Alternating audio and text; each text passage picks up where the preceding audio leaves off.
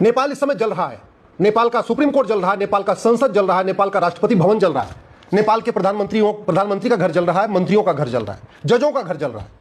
इस समय पूरे नेपाल में अफरा तफरी मची हुई है। भारत के बॉर्डर पे कुल 7 देश है, 7 में से नेपाल ये 5वां देश है जहां पिछले 5 साल में यह घटना हुई है। 2021 में अफगानिस्तान में ऐसी घटना हुई, तालिबान ने वहां पे शासन ले लिया, अपना शासन करने लग गया। 2022 में श्रीलंका में ऐसे तख्ता पलट हुआ।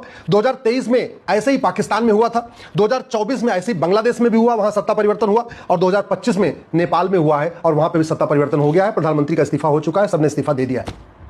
भारत के लिए बहुत ही खतरे की घंटी है, क्योंकि भारत के बॉर्डर पे 7 देशों में से 5 देशों में पिछले 5 साल में सत्ता परिवर्तन हो गया। और भारत के लिए खतरे की घंटी इसलिए है कि नेपाल से ज्यादा अलगाववादी भारत में है, नेपाल से ज्यादा माओवादी भारत में है, नेपाल से ज्यादा नक्सली भारत में है, नेपाल से ज्यादा एनजीओ भारत में है, नेपाल से ज्यादा वामपंथी भारत में है, नेपाल ज्यादा विदेशी फंडिंग भारत में होती है, नेपाल से ज्यादा जमाती भारत में है, नेपाल ज्यादा घुसपैठिए भारत में है, नेपाल से ज्यादा जासूस भारत में है, नेपाल से ज्यादा गद्दार भारत में है, नेपाल से ज्यादा भ्रष्ट पार्षद और प्रधान भारत में है, नेपाल से ज्यादा भ्रष्ट सांसद और विधायक भारत में है, नेपाल से ज्यादा कन्वर्टेड हिंदू भारत में है, नेपाल से ज्यादा कालाधन भारत में है, नेपाल से ज्यादा हवालाबाजी भारत में है, नेपाल से ज्यादा बेनामी लेन देन भारत में होता है, और नेपाल से ज्यादा मिशनरियां भारत में है, नेपाल से ज्यादा जिहादी संगठन भारत में है, और दुनिया में सबसे ज्यादा फॉरेन फंडिंग भारत में हो रही है। वो इस कानून के अंतर्गत हो रही है जो 2010 में कांग्रेस ने बनाया था। इसका नाम है foreign contribution regulation act, FCRA। यह कानून बनाया गया था भारत को बर्बाद करने वालों की फंडिंग कराने के लिए। हालांकि सरकार ने कई एनजीओ के लाइसेंस रद्द किए हैं, लेकिन अभी कोई ज्यादा फर्क नहीं पड़ा है। अभी भी लाखों की संख्या में एनजीओ ऐसे हैं जो विदेशों से पैसा ले रहे हैं, जो चीन से फंडिंग ले रहे हैं, वो चीन के एजेंडे को भारत में बढ़ा रहे हैं, जो अमेरिका से फंडिंग ले रहे हैं, वो अमेरिका के एजेंडे को भारत में बढ़ा रहे हैं, जो एनजीओ अरब, दुबई, खाड़ी देशों से फंडिंग ले रहे हैं, वो खाड़ी देशों के समर्थन में काम कर रहे हैं। अल्टीमेटली जिन देशों से पैसा मिलता है एनजीओ को, वो उनके लिए ही काम करते हैं, वो भारत के लिए कभी काम कर ही नहीं सकते। इसलिए मैं कहता हूं भारत को सुरक्षित बनाना तो सबसे पहले इस 2010 में कांग्रेस के द्वारा बनाए गए FCRA कानून को तत्काल खत्म कर देना चाहिए। ये हमारे लिए बहुत बड़े खतरे की बात है। नेपाल जो चल रहा है उससे हमें यह भी समझना पड़ेगा कि भारत के बॉर्डर की सिचुएशन क्या है। भारत का लैंड बॉर्डर टोटल 15,000 किलोमीटर का है। लगभग जो समुद्र का बॉर्डर है वो 11,000 किलोमीटर का है। समुद्र के बॉर्डर पे नेवी अपना काम कर रही है, वहां लोग काम कर रहे हैं, लेकिन ज्यादातर जो खतरा बढ़ा हुआ है वो हमारा लैंड बॉर्डर पे है। और लैंड बॉर्डर में जो सबसे बड़ा बॉर्डर है वो बांग्लादेश का बॉर्डर है। 4,097 किलोमीटर, लगभग 4100 किलोमीटर का बॉर्डर हमारा बांग्लादेश के साथ है लैंड बॉर्डर। चीन के साथ लगभग 3500 किलोमीटर है, पाकिस्तान के साथ लगभग 3300 किलोमीटर है, नेपाल के साथ 1751 किलोमीटर है, म्यांमार के साथ भी 1650 किलोमीटर है, भूटान के साथ लगभग 700 किलोमीटर है, अफगानिस्तान के साथ सबसे छोटा बॉर्डर है 106 किलोमीटर का बॉर्डर है। सबसे लंबा जो हमारा लैंड बॉर्डर है वो है बांग्लादेश के साथ, और वहां बहुत बड़ा एरिया अभी भी खुला हुआ है। तो अगर हमें इन 5 देशों में जो हुआ है उससे हमें सीखना है, तो सबसे पहले समझना पड़ेगा कुछ काम हमें परमानेंट करने पड़ेंगे, उसमें टाइम लगेगा। कुछ काम शॉर्ट टर्म में करना पड़ेगा, उसमें थोड़ा 2-3 साल का टाइम लगेगा। और कुछ काम तो इमीडिएटली करना पड़ेगा, विद इन 6 मंथ्स करना पड़ेगा। जैसे चीन ने 21,000 किलोमीटर की लंबी दीवार बनाई है, और भारत का बॉर्डर कितना है, लैंड बॉर्डर 15,000 किलोमीटर, यानी चीन से काफी कम है हमारा बॉर्डर। और चीन ने सोचिए उस जमाने में जब कोई टेक्नोलॉजी नहीं थी, कुछ नहीं था, आज के 800 साल पहले, 700 साल पहले, उन्होंने 21,000 किलोमीटर लंबी दीवार बना दिया, 20 फीट चौड़ी और 40 फीट ऊंची। आज के, और हमारा लैंड बॉर्डर कितना, 15,000 किलोमीटर का है। अगर आज से हम 20 बाई 40 की दीवार बनाना शुरू करें, साल में 1000 किलोमीटर बनाएं, तो अगले 1500 साल में पूरा का पूरा जो 1500 किलोमीटर का लैंड बॉर्डर है, जो बांग्लादेश, चीन, पाकिस्तान, नेपाल, म्यांमार, भूटान, अफगानिस्तान का 15,000 किलोमीटर का बॉर्डर है, हम अगले 15 साल में उसको बना सकते हैं। तो ये हो गई लॉन्ग टर्म प्लानिंग। लेकिन शॉर्ट टर्म क्या करना चाहिए? शॉर्ट टर्म में ये जो 15,000 किलोमीटर का लैंड बॉर्डर है, कम से कम हमें वहां 2 लेन की सड़क बना देनी चाहिए, और वहां पे 30 से 40 फीट ऊंची फेंसिंग बना देना चाहिए। सड़क इसलिए बनानी जरूरी है जिससे हमारे BSF के लोग, ITBP के लोग लगातार वहां पेट्रोलिंग कर सकें। इसके साथ ही साथ वहां पे 500 किलोमीटर पे वॉच टावर बनाना चाहिए। हर 500 मीटर के ऊपर 50 फीट ऊंचा वॉच टावर हो, जहां पे हमारे सेना के 2-4 जवान ऊपर खड़े हो रहे हैं। हर 500 मीटर के बाद बड़े बड़े वहां डिस्प्ले बोर्ड लगा देना चाहिए, और डिस्प्ले बोर्ड पे लिख देना चाहिए कि अगर कोई भारत के अंदर घुसने की कोशिश करेगा उसको देखते गोली मार दी जाएगी। यह खौफ पैदा करना पड़ेगा। अभी ऐसा कोई सिस्टम नहीं है। उल्टा 2012 में हमारी सरकार ने, मनमोहन सिंह की सरकार ने बांग्लादेश के साथ नॉन लीथल ट्रीटी किया हुआ है, और नॉन लीथल ट्रीटी आज भी चल रही है। हमारे BSF के जवान वहां मजबूर हैं, वो केवल रबर का बुलेट चलाते हैं, लाठी चलाते हैं, डंडा पर चलाते हैं, हवाई फायरिंग करते हैं, गोली नहीं मार सकते। फिर फायदा क्या BSF पे बॉर्डर पे BSF खड़ा करने का? कम से कम ये BSF को अधिकार मिलना चाहिए कि जो अंदर आने की कोशिश करे उसको 2 बार 3 बार हवाई फायरिंग करो, फिर भी नहीं मानता तो गोली मारो। ये हमें अधिकार देना पड़ेगा। बांग्लादेश के साथ नॉन लीथल ट्रीटी खत्म करना पड़ेगा। जो हमारी फेंसिंग हो उसमें ऐसी व्यवस्था हो कि जरूरत पड़ने पे वहां स्विच दबा दें और पूरे फेंसिंग में बिजली की करंट दौड़ जाए। तो वो जो लोहे की फेंसिंग होनी चाहिए, उसमें प्रॉपर बिजली का कनेक्शन भी होना चाहिए कि जरूरत पड़ने पे, हम कहते हैं पूरे के पूरे नहीं, बॉर्डर पे नहीं, लेकिन कम से कम 500 मीटर के एरिया में जहां लग रहा है हमें खतरा है 500 मीटर से लोग घुसने वाले, वहां फट से बिजली का बटन दबाएं, उस 500 की फेंसिंग में बिजली का करंट दौड़ जाए, किसी की हिम्मत नहीं अंदर आने की। इसके साथ साथ हमें अपना कानून बदलना पड़ेगा।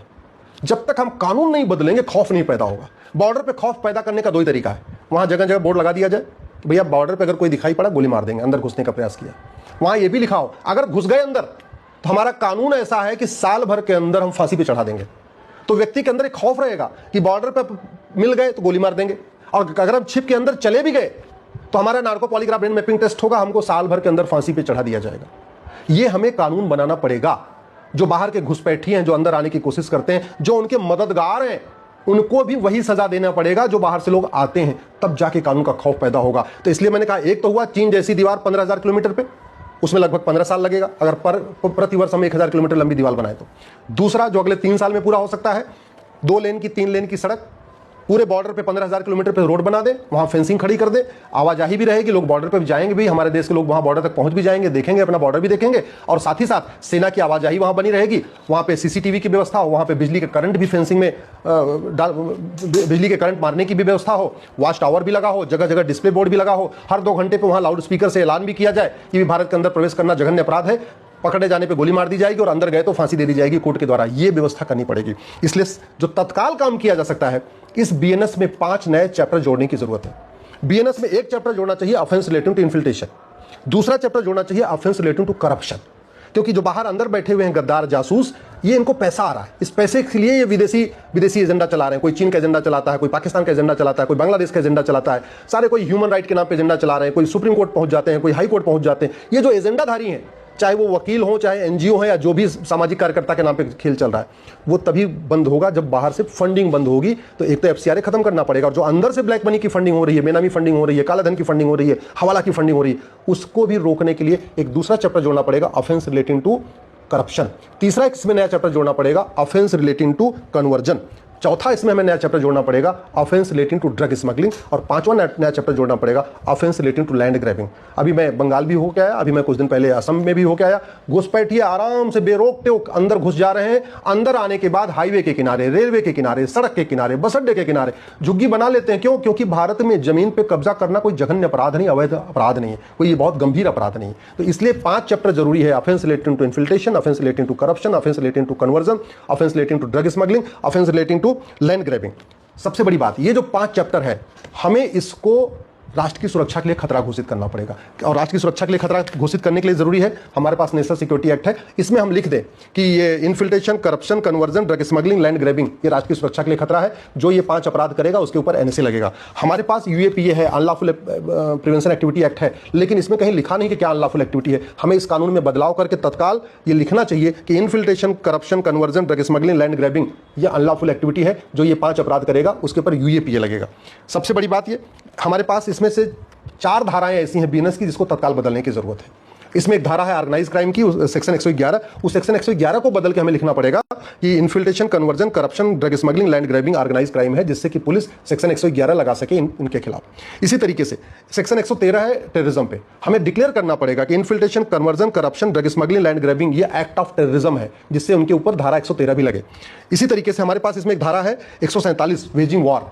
हमें इस बीएनएस में सेक्शन 147 में बदलाव करके लिखना पड़ेगा कि infiltration, conversion, corruption, drug smuggling, land grabbing ये अपने आप में इनडायरेक्ट वॉर है, वेजिंग वॉर है। और सबसे लास्ट में सेक्शन 152 है, जो हमारी संप्रभुता, एकता, अखंडता के लिए खतरा होता है। 152 है, धारा 152 है। इस धारा 152 में भी लिखना पड़ेगा infiltration, conversion, corruption, drug smuggling, land grabbing ये हमारी संप्रभुता के लिए खतरा है, एकता, अखंडता के लिए खतरा है। झूठ को गंभीर अपराध घोषित करना पड़ेगा। झूठ पकड़ने के लिए नार्को पॉलीग्राफ ब्रेन मैपिंग कानून बनाना पड़ेगा। पूरे देश में एक यूनिफॉर्म सिविल कोड लागू करना पड़ेगा। और सबसे इंपॉर्टेंट, बॉर्डर पे कुल 17 राज्य हैं। 17 राज्यों के 92 डिस्ट्रिक्ट्स बॉर्डर पे हैं। अब सरकार 17 राज्यों को तो यूनियन टेरिटरी डिक्लेयर नहीं कर सकती। हाँ, उन 17 राज्यों के जो 92 जिले हैं जो बॉर्डर पे हैं चारों तरफ भारत के, उनको सरकार अपने अंडर में ले सकती है। और भारत के संविधान का आर्टिकल 355 ये केंद्र सरकार को अधिकार देता है कि वो एक्सटर्नल एग्रेशन रोकने के लिए, इंटरनल डिस्टर्बेंस रोकने के लिए जो कदम उठाना चाहती उठाए। तो सरकार को बॉर्डर के 92 डिस्ट्रिक्ट्स तत्काल अपने कंट्रोल में ले लेना चाहिए।